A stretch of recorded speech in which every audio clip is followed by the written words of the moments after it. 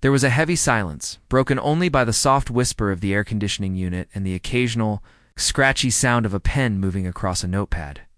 Every surface was polished to a deep shine, the dark wood of the benches, the railings, and the immense desk where the judge sat. The light from the tall windows fell in sharp, dusty beams, illuminating motes of dancing dust and the serious faces of the people gathered below. At the center of it all, at a large table covered in neat stacks of paper, sat Alan Carter. He was a man who, in photographs from a few years ago, looked cheerful and full of life. Now, he looked smaller, his shoulders slumped forward as if an invisible weight was pressing down on them. His suit, once well-fitted, now seemed to hang loosely on his frame. He was accused of stealing a huge amount of money from the company where he had worked for more than a decade. The story was simple, the kind people love to hear because it has a clear villain. Alan Carter, a greedy man, had gotten caught with his hand in the cookie jar. The prosecutor, a man with a sharp suit and an even sharper voice, was just finishing his case. He moved with a confidence that suggested the trial was already over. He had spent days laying out a trail of digital breadcrumbs for the jury to follow. He showed them spreadsheets with numbers that didn't add up, emails with coded language, and bank accounts that suddenly had too much money in them. He painted a picture of a man who carefully and cleverly plotted to steal from his employers, his friends, and ultimately his own family. It was a convincing story. The 12 people in the jury box listened with expressions that grew harder and more certain with each piece of evidence. They looked at Alan Carter not as a person, but as a number on a spreadsheet, a problem to be solved. In the front row of the gallery, section of the courtroom for the public, sat Helen, Alan's wife. She was a picture of quiet sorrow. She stared straight ahead, her hands clasped tightly in her lap, her knuckles white. She had not once looked at her husband throughout the entire trial. When the prosecutor spoke of the money, her expression remained unchanged. But a person watching closely could see the slight tremble in her chin. She was a woman who believed the story she was being told. The man she had married, the father of her child, was a stranger to her now, replaced by this figure of a criminal described in court. The whispers around town were that she would leave him, that she had already packed her bags. She just sat there, a monument to a family that had been broken by greed. The prosecutor finished his final point with a flourish.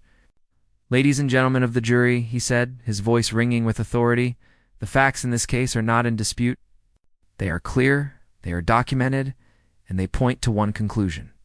Alan Carter betrayed the trust of everyone who believed in him." He paused, letting his words sink in. The prosecution rests.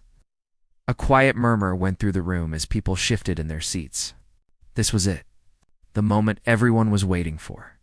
The judge, a man named Morrison, with silver hair and a face that seemed permanently carved into a look of serious thought, looked over at the defense table.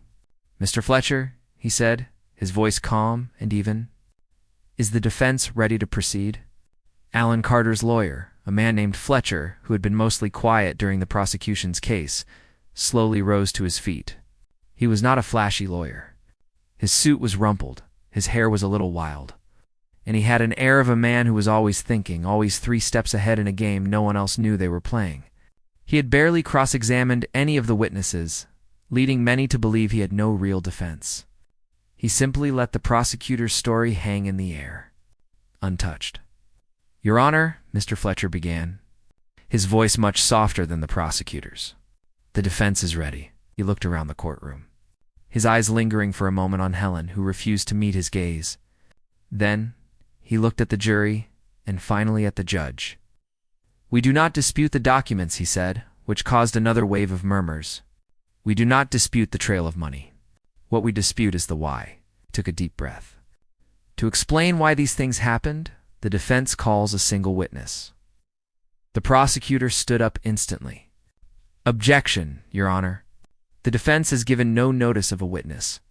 This is a clear delay tactic." Judge Morrison looked at Mr. Fletcher over the top of his glasses. "Mr. Fletcher?" "Your Honor, this witness is unexpected, but they are the most important witness in this entire case." They are the only one who can truly testify to the state of mind and the circumstances my client was facing. The judge stared at him for a long time, the silence stretching out. The entire courtroom was leaning forward, a single curious organism. The judge's duty was to run a fair and orderly trial. But he was also a man who understood that sometimes order had to make room for truth. He finally gave a slight, almost imperceptible nod. "All right, Fletcher. Your witness. But this had better be good." Mr. Fletcher nodded his thanks. The defense calls. Maya Carter to the stand. The name hung in the air, utterly shocking the room into a new, deeper silence. Maya Carter was their daughter. She was 10 years old. A gasp came from the gallery. Helen's head snapped up, her face a mask of horror and disbelief. She turned to glare at Mr. Fletcher, her eyes blazing with a sudden, protective fire. The prosecutor was on his feet again, sputtering. "Your Honor, this is outrageous. She's a child. She's 10 years old. She has no place here. She is a material witness," Mr. Fletcher said calmly, his voice cutting through the noise. The judge looked from the frantic lawyer to the weeping mother in the gallery, and then towards the heavy wooden door at the back of the courtroom. He had a responsibility to protect a child from this, but the law was clear. "Let the approach the bench," he said. The lawyers and the judge huddled together, their voices too low for anyone else to hear. Helen sat rigidly in her seat, whispering fiercely to a friend next to her. Alan Carter, for the first time during the entire trial, looked up from his table. He wasn't looking at the judge or the lawyers. He was looking toward the back door, and his face was filled with a mixture of terror and something that looked like desperate hope. Finally, the judge broke the huddle. "All right," he said, his voice heavy. "I will allow it. But I will be questioning the child myself to determine her competency." He looked pointedly at the prosecutor. "Your questioning will be gentle. Mr. Davies, and you," he said, turning to Mr. Fletcher. "If I believe for 1 second this child is being manipulated or harmed in any way, this trial is over, and I will hold you personally responsible. Understood?" Everyone nodded. The bailiff, a tall man who had stood as still as a statue until now, moved toward the side door of the courtroom, the one leading to a small private waiting room. A few moments later, the door opened. A small figure stood in the doorway, silhouetted against the light from the hallway. It was Maya Carter. She was tiny. The dress she wore, a simple blue cotton one, seemed a size too big for her small frame. Her hair was pulled back in a neat ponytail, but a few stray strands had come loose and framed a pale, frightened face. She seemed to take in the entire courtroom with one sweeping glance. Her eyes, wide and the color of dark honey, darted from the judge to the jury, to the stern-faced prosecutor, and then to her mother, who gave her a small, tearful smile. Maya's hand went to the necklace around her throat, a simple silver chain, and she clutched it tightly. Her gaze then found her father. He looked at her, his expression unreadable to everyone else in the room. To her, it was a look she had seen many times in the last few months, a look that tried to be reassuring but failed. Full of fear and sadness, she started walking. Her steps were small and hesitant on the polished wood floor. The sound of her sensible shoes was the only sound in the silent room. It was a long walk from the door to the witness stand. Every person in the room watched her, their earlier judgments and certainties suspended, replaced by a strange and uncomfortable feeling. This was no longer a story about numbers and spreadsheets. A child was walking into the middle of it. The bailiff helped her step up onto the small platform and guided her to the large leather chair. Her feet dangled, not quite reaching the floor. She looked like a doll placed in a piece of furniture that was not meant for her. Judge Morrison took off his glasses and leaned forward, his entire demeanor softening. "Oh, Maya," he said, his voice now gentle and warm, the voice of a grandfather. "I'm going to ask you a few questions before we begin, okay? You just need to answer them as best you can." Maya nodded, her eyes still wide. She couldn't speak. "Do you know why you're here today?" the judge asked. She shook her head, then nodded, then shook it again, as if she wasn't sure of the answer herself. "It's all right to be nervous," the judge said kindly. "Do you know what it means to tell the truth?" She found her voice then, a tiny, soft sound, that was almost swallowed by the large room. "Yes. Can you promise me that you will tell the truth here today?" Maya looked past the judge, past the lawyers, and her eyes locked on her father's. She saw the silent plea in his eyes, the desperate need for her to be brave. She took a deep breath, her small chest rising and falling. She turned back to the judge, and in a voice that was clear and steady, she said, "I promise." The entire room let out a breath it hadn't realized it was holding. The little girl was sworn in. She was now a witness. The silence that followed Maya's promise felt different from the one before. It was no longer a silence of courtroom procedure, but a silence of shared, intense curiosity. The judge, still leaning forward with a gentle expression, decided it was best to ease into this, to let the little girl get comfortable in the big, intimidating chair. He gave a small nod to Mr. Fletcher, the defense lawyer, whose rumpled suit now seemed to fit his role as an unlikely conductor of this strange new symphony. Mr. Fletcher approached the witness stand, but he didn't stand too close. He gave Maya a respectful amount of space, a quiet acknowledgement that this was her world now, and he was just a visitor in it. He didn't have any legal pads or stacks of paper in his hands. He just stood there, looking at the child with a calm, patient expression, as if he had all the time in the world. "Hi, Maya," he said, his voice soft and low. "I'm Mr. Fletcher. Can I ask you some questions?" Maya gave a small, quick nod, her hands still fidgeting with the silver necklace around her throat. "Good. Thank you for being so brave today," he said, and the simple act of thanking her seemed to relax her shoulders just a fraction. "How old are you?"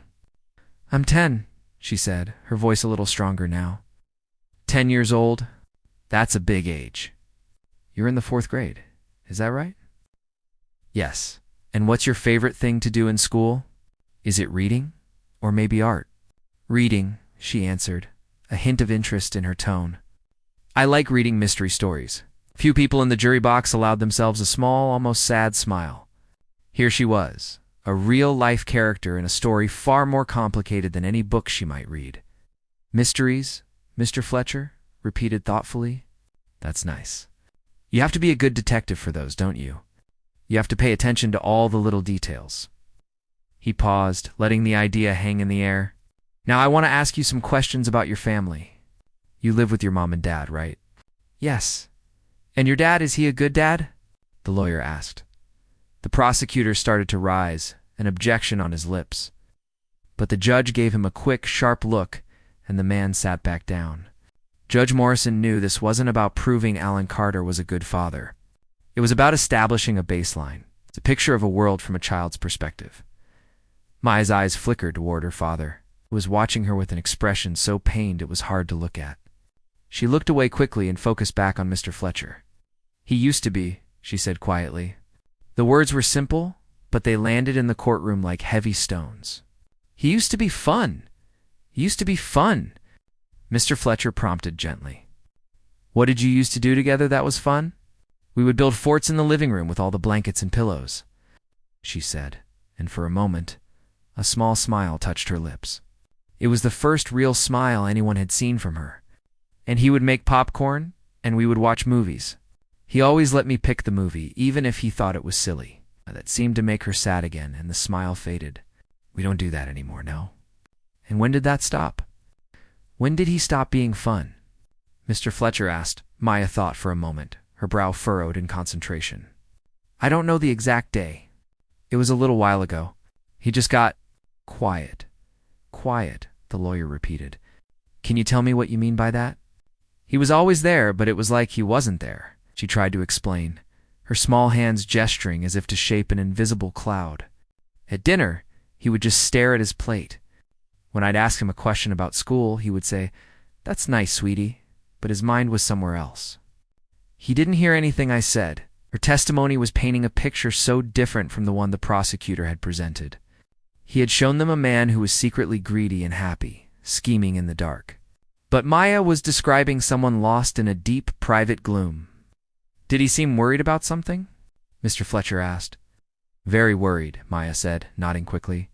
"He would sit at his computer late at night, and I could hear him typing. Sometimes, when I would get up for a glass of water, I would see him just staring at the screen. and he looked so sad. This was the defense's entire case being told in the simplest, most human way. It wasn't an argument of law, but an appeal of emotion. The jury, who had been so sure of the man's guilt just an hour ago, now watched the little girl with expressions of dawning confusion and sympathy. They were no longer just looking at a defendant. They were seeing a husband, a father. Through his daughter's eyes, Mr. Fletcher asked a few more questions, painting this portrait of a family in a quiet, slow-motion crisis. Then he looked over at the prosecutor and sat down.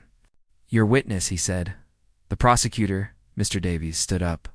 He straightened his tie and smoothed his jacket, trying to regain control of the room. His strategy was clear. He needed to show that this was just a child's limited and possibly coached view of a complex criminal case. He walked toward the stand with a brisk, confident pace, but his voice was deceptively soft. "Hello, Maya," he said. He smiled, but it didn't reach his eyes. "I hear you like mysteries. This is a bit like one, isn't it?" "I guess," she said, shrinking slightly in her chair. "Now, you told Mr. Fletcher that your dad got quiet? And that's true, isn't it?" He was keeping a big secret. "That's why he was so quiet," Mr. Davies said, his tone not really asking a question, but stating a fact. "He was keeping a secret from me and Mom," Maya agreed. "And that secret was that he was stealing money from the company where he worked, right?" Mr. Fletcher was on his feet. "Objection, Your Honor." Leading the witness. "The child cannot be expected to make that conclusion," sustained the judge said immediately. "Mr. Davies, rephrase your question." The prosecutor wasn't flustered. "Of course. Let me try again. Maya, your dad was working on his computer a lot at night, correct?" "Yes. And he told you it was for work." "He said he had a lot to do. But he didn't tell you he was making secret bank accounts and moving money into them, did he?" "No," Maya whispered, looking down at her hands. "Of course he didn't," the prosecutor said, his voice growing a little louder, a little more confident. He was steering the ship back on course. "Because people who do things like that have to be secretive. They have to lie to the people they love. So when you saw him looking sad, it wasn't because he felt bad about what he was doing. It was probably because he was worried about getting caught, isn't that right?" Maya looked up, and her expression was not one of agreement. It was a look of genuine confusion, the same look she might have if someone tried to tell her that the sky was green. "No," she said, her voice clear. "That's not why." The prosecutor paused, caught off guard by her certainty. "No? Well, why don't you tell me? Why do you think he was so sad?" "I don't think," she said, her brow furrowed again, as if she was trying to solve the puzzle in her own head. "I know." The entire courtroom leaned in even further. Helen, her mother, had her face buried in her hands, unable to watch. The prosecutor repeated, trying to sound dismissive. "And how could you possibly know what was going on in your father's head?" Maya didn't answer right away. She took a deep breath, as if preparing for a long jump. She looked past the prosecutor, her eyes scanning the serious faces of the jury. She wanted them to understand. He didn't look happy like someone who was getting away with something. He looked scared and broken, the prosecutor scoffed. "And you think you know why he looked broken?" "I do," she said. Her voice wasn't shaking anymore. It was filled with a quiet strength that was deeply unsettling coming from someone so small. "And it's not what you think at all." She looked directly at the prosecutor, a challenge in her clear, honey-colored eyes. For the first time, the man who had been in complete control of this trial looked uncomfortable. He had come to expose a lie. But this child was about to tell a truth that no one had seen coming. The certainty in the room had evaporated, replaced by a tense, buzzing anticipation of what was coming next. The prosecutor, Mr. Davies, stood frozen for a moment, his carefully constructed script blown away by a child's certainty. He recovered quickly, his professional mask snapping back into place. He had faced defiant witnesses before. This one just happened to be smaller. He decided to press his advantage to show the jury that this was just a child's emotional plea, not evidence. He took a step closer to the witness stand, his shadow falling over Maya. "Broken," he repeated, his tone now laced with a patronizing kind of sympathy. "That's a very big word, Maya. I think you're a very smart girl. But sometimes when we love people, we make up stories to protect them in our heads. You want to believe your dad is a good man, and that's okay.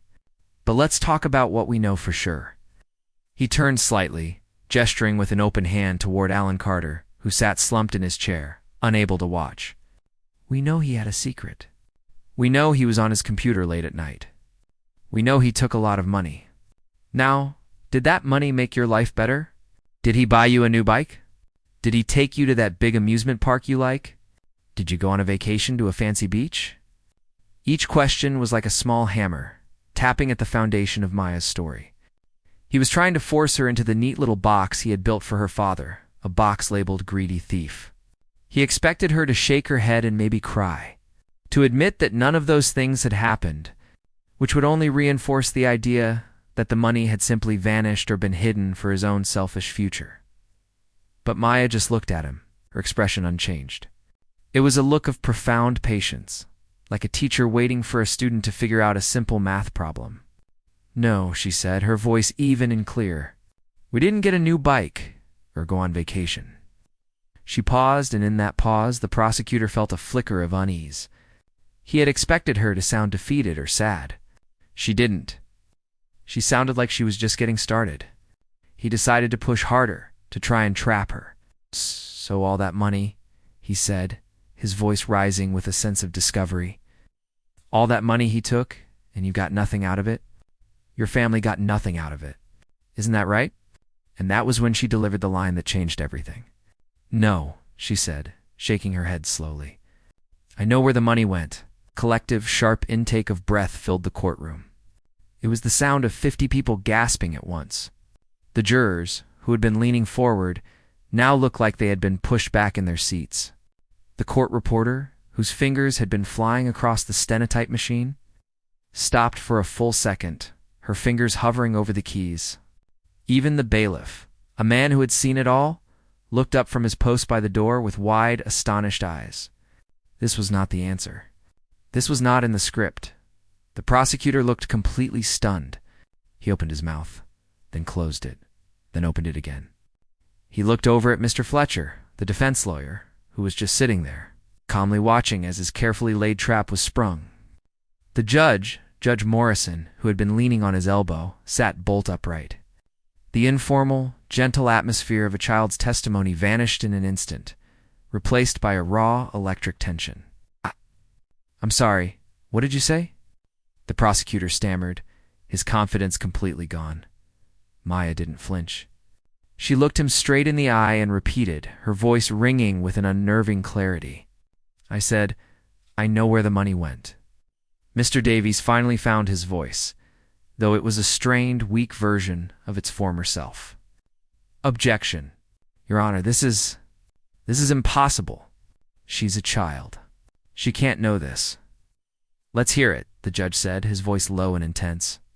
He wasn't looking at the prosecutor. He was looking directly at Maya. His entire courtroom, his entire career, had been built on facts and procedures.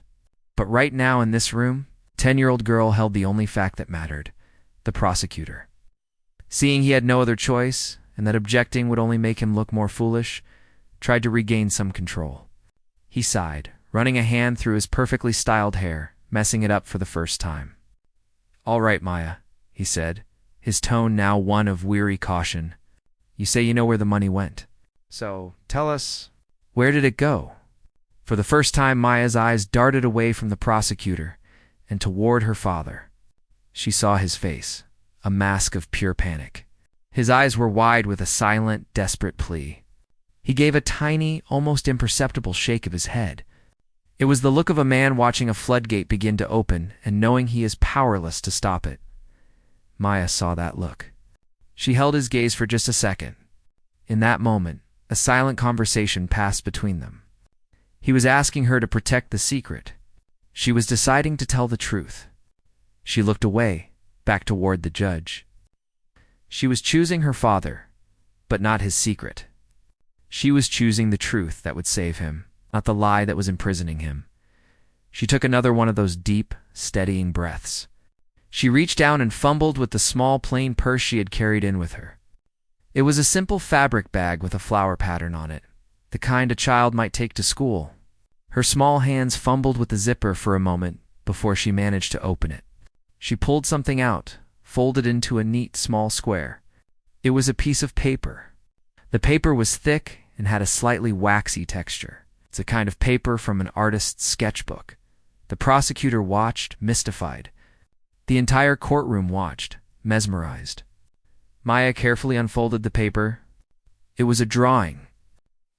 It was a child's drawing of a flower, a big, cheerful sunflower with a bright yellow center and petals colored a vibrant orange.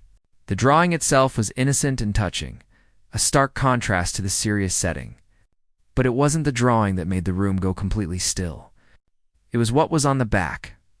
On the back of the drawing, written in a man's neat, frantic handwriting, was a list. A list of dates, a series of numbers that looked like codes, and a few words. The judge squinted trying to read it. March 12th, Session 1 minus 15,000 units. March 26th, Session 2 minus 15,000 units. The prosecutor, seeing the judge's reaction, moved quickly to the judge's bench. Your Honor, I need to see that. We need to see that document. Mr. Fletcher, the defense lawyer, also stood up, but he didn't say anything. He just watched his job done. The truth was no longer in his hands. It was in Maya's. Judge Morrison held up a hand to stop the prosecutor. Not yet, he said, his voice firm. He turned his full attention back to the little girl in the big chair. Maya, he said, his voice soft again, but now it was the softness of awe, not just gentleness. What is that? It's my drawing, she said simply. And what is written on the back? It's from my dad, she said. She looked down at the paper in her hands, her thumb gently stroking the corner of the drawing. He kept a record of everything. She paused, and then she looked up, and in that moment, she was no longer a scared little girl. She was the keeper of a terrible and beautiful secret. Her eyes found the judge's, and she began the story that no one in the room would ever forget. It started, she said, her voice steady and clear. When I got sick, the words hung in the air, simple and devastating. The story wasn't about greed. It was about something much more powerful. It was about something that could make a quiet man steal and a little girl speak the truth in a room full of strangers. The prosecutor stood there, speechless, his case crumbling around him. He had come looking for a motive of greed, but Maya was about to hand them a motive of love. And in that courtroom, in that instant, everyone knew that nothing would ever be the same. The judge was speechless, the jury was mesmerized, and a father watched his daughter save him, one painful, beautiful truth at a time. The courtroom, which had been a place of order and procedure just minutes before, had become a sacred space. The air was so thick with unspoken emotion that it felt hard to breathe. Maya's words, "It started when I got sick," had landed like a meteor, completely reshaping the landscape of the trial. The prosecutor, Mr. Davies, stood motionless, his face a blank slate of disbelief. The jury, a group of 12 strangers who had been judging a man, were now listening to a child's story. Her voice, though still that of a 10-year-old, carried the weight of an experience far beyond her years. She didn't look at the prosecutor or her lawyer anymore. She looked at the judge, her story for him, for everyone to hear. It wasn't a normal sick, she began, her gaze distant, as if she were watching the events unfold on a screen only she could see. It was tricky. It started with me being tired a lot. Not just I played outside too much tired. It was a tired that was in my bones. My mom took me to the doctor and they did a lot of tests. I don't like needles, she added, a flicker of the child returning for a second. She glanced down at the inside of her elbow, a place she knew all too well. But the tests didn't find anything. She paused, looking down at the drawing in her hands, her thumb tracing the outline of the sunflower's petals. Then I started getting bruises. Big ones, just from bumping into the corner of a table. They looked like dark purple islands on my skin. That's when the doctors got serious. They did more tests. A lot more. And that's when they told us the name. She looked up again, and her eyes were clear, but filled with a deep, ancient sadness. "It's a very long name," she said softly. "An autoimmune blood disorder. It means my body, the part that's supposed to fight sickness, was fighting itself. It was making my blood sick." A quiet, choked sob came from the gallery. It was Helen, her mother. She had not looked at her husband this whole time, but now her head was turned. Her face a mixture of horror and dawning comprehension as she listened to her daughter reveal the secret she herself had been kept in the dark about. "My dad asked a lot of questions," Maya continued. "He had a little notebook, and he wrote everything down. He'd ask the doctor, 'What are the chances? What's the best medicine? What do we do next?' The doctors told us there was a new medicine, a special kind. They called it a biologic. It was like a smart bomb, just for the sick part of my blood." She managed a small, hopeful smile. "They said it could make me better. It could make me a normal kid again." The hope in her voice was so pure, it was painful to hear. The entire room was captivated, hanging on her every word. The trial, the law, the accusations, they all felt like they belonged to another world. But then she said, and the hope vanished from her voice, replaced by a flat, hard reality. "My dad asked about the insurance. He has a good job. He always said his job was good because it took care of us. And the doctor said yes, our insurance would cover the first part. But the special medicine, the smart bomb, it wasn't on the list. It was too new. They called it an experimental treatment." She looked at the drawing in her hand. "It cost a lot of money. My dad didn't say the number in front of me, but I heard him and my mom talking one night. Her voice was crying. She was saying things like, 'We can't. We don't have it. We'll have to sell the house. We'll go bankrupt.' And he was saying, 'I don't care about the house. I don't care about anything. I'm not letting her die.' The words, spoken so plainly, struck everyone with the force of a physical blow. This was the motive. This was the truth. It wasn't hidden in a ledger or a bank account. It was whispered in a dark house by a desperate father to a terrified mother. "My dad started making a lot of phone calls," Maya went on, her voice steady. "He called everyone. He talked to the insurance company for hours. He talked to charities. He talked to doctors in other states. He looked tired all the time, but it wasn't a sad tired anymore. It was an angry tired. He was fighting a war." She held up the drawing. "Then he found a clinic, a special place, far away. They said they could get the medicine and they could do the treatments. But they had a rule. They needed the money, all of it, up front. They didn't do payment plans. They said they were a small clinic and they couldn't take the risk. They had to pay for the medicine before they would even see me."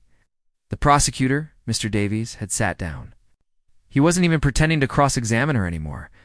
He was just staring, his face ashen, as the foundation of his entire case was systematically dismantled by a child's testimony.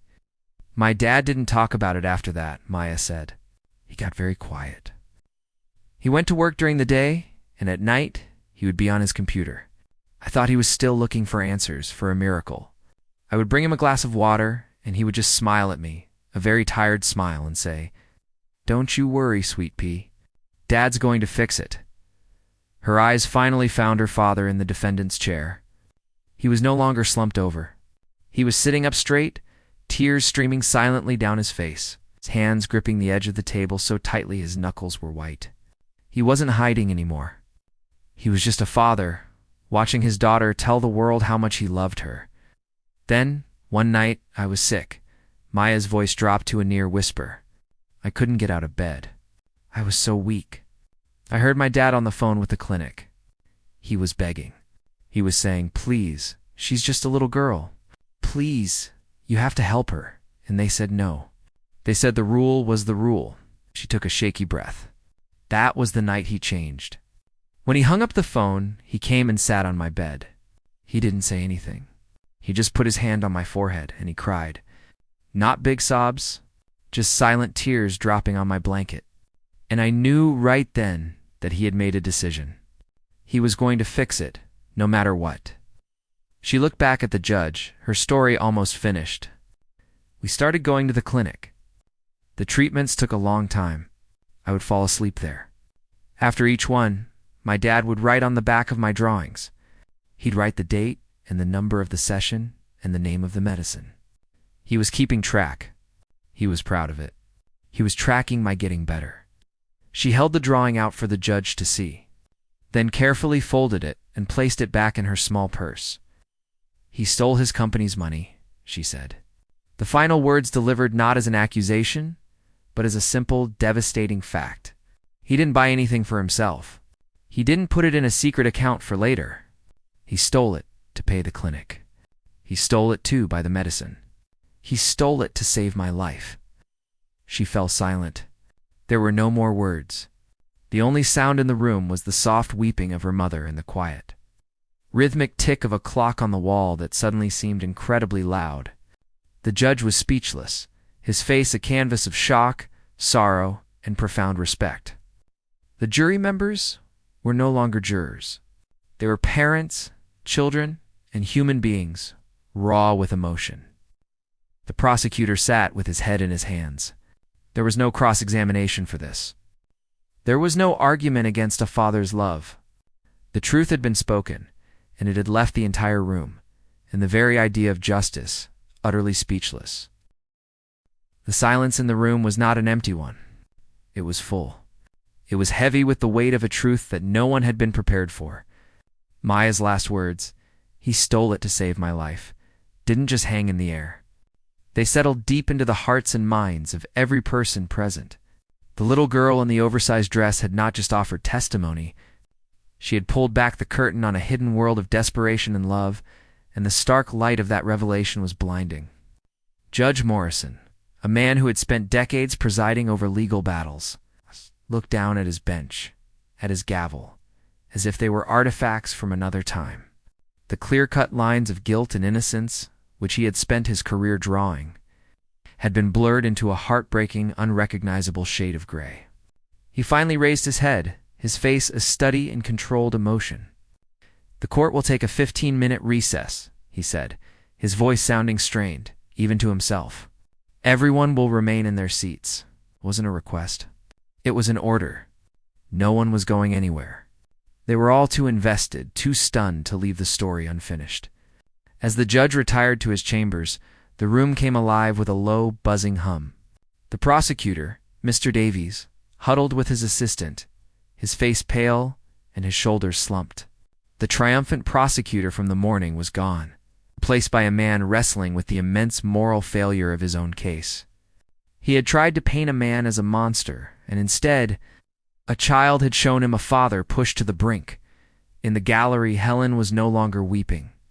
A friend had an arm wrapped around her, but Helen was sitting up straight, her gaze fixed on her husband's back.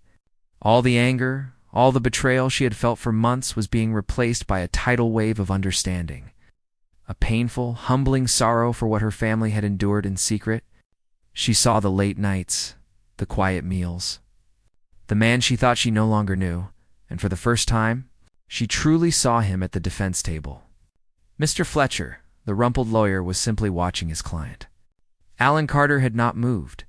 He still sat with his face in his hands, his body shaking with silent, deep, racking sobs. The dam had broken. He wasn't the stoic defendant anymore. He was a man who had carried an impossible burden, and his daughter, with her incredible bravery, had finally lifted it from his shoulders. Mr. Fletcher didn't offer words of comfort. He just sat there, a silent guardian, allowing his client the space to feel the crushing weight of his own relief and guilt. And Maya, the center of it all, sat quietly in the witness stand. No one approached her. She just looked down at her hands, tracing the lines on her palms, a small island of stillness in a sea of emotional chaos. She had told her truth. Now she was waiting to see what the world would do with it. When the bailiff announced the judge's return, the room snapped back to attention. Judge Morrison walked back to his bench, and the way he carried himself was different. There was less formality, more humanity. He looked at Maya, still in the witness stand, and gave her a small, warm nod. "Miss Carter," he said gently, "you can step down now. You have been more than helpful. You can go sit with your mother." Maya's face lit up with relief. She scrambled down from the chair and, for the first time, walked directly toward her mother in the gallery. Helen met her halfway, wrapping her arms around her daughter in a hug so tight it seemed they were trying to merge into one person. Helen whispered into Maya's hair, words no one else could hear, but her meaning was clear. "I'm sorry. I'm so sorry." They found their seats together, holding hands. A united front for the first time in a long time. The judge then turned his attention to the lawyers. "Before we proceed," he said, his voice carrying a new authority, "I feel it necessary to address the court." He looked out over the jury, the lawyers, and the few people in the gallery. "The law is a system of rules we have created to govern ourselves. It is designed to be clear, to be objective, and to be fair. But the law is not a machine. It is a tool wielded by human beings to judge other human beings. And sometimes a case comes along that reminds us, in the most profound way possible, that every fact, every number, every piece of evidence has a human story behind it." Paused, letting his words sink in. "We have heard such a story today. This court has a duty to uphold the law. The act of taking money that does not belong to you is a crime. There is no question of that. But the court also has a duty to seek justice. And justice, true justice, is not blind. It must see the circumstances, the motivations, the very soul of the matter before it." He looked directly at the prosecutor. "Mr. Davies, the state's case is built on a premise that has been shown to be incomplete at best, and tragically wrong at worst." He then looked at Mr. Fletcher. "And Mr. Fletcher, your client is guilty of the crime he is accused of. The why does not erase the what." It was a stunning statement from the bench, a perfect summation of the impossible dilemma. The judge was drawing a new map for them to navigate. At that moment, Mr. Davies rose to his feet. He looked tired, but resolute. "Your Honor," he began, his voice devoid of its earlier sharpness. The people wish to take a recess too, to consider a new path forward." It was a complete and unconditional surrender. The prosecutor was asking for time to figure out how to undo the damage, how to seek a justice that served both the law and the truth. Mr. Fletcher stood up. "Your Honor, my client has no interest in a trial. He only ever wanted to tell the court the truth. Given this development, we are willing to entertain a discussion with the state." What followed was a whirlwind of quiet, intense negotiation. The court was adjourned for a longer period while the two sides, guided by the judge's implicit direction, tried to forge a new outcome. The world outside the courtroom went on, but inside that room, a new definition of the law was being written. When the court was called back into session, the atmosphere was one of solemn resolution. The judge did not ask the jury for a verdict. Their service was no longer needed. Mr. Fletcher stood and read a statement prepared by both sides. Alan Carter stood and, in a voice thick with emotion, entered a guilty plea to the charge of embezzlement. The judge then addressed Alan Carter directly. "Mr. Carter," he began, "you broke the law. You betrayed your employer and you broke your oath as an officer of that company. Those are serious offenses that cannot be ignored. However, the court has also heard testimony about your motivations that arose from a parent's most primal fear and most profound love. While we cannot, as a society, condone your actions, we can, perhaps, understand them." The sentence, when it came, reflected that understanding. Judge Morrison, within the strict limits of the law, crafted a punishment that was both a consequence and a mercy. He sentenced Alan Carter to the minimum time allowed for the crime, with credit for time served and a period of probation.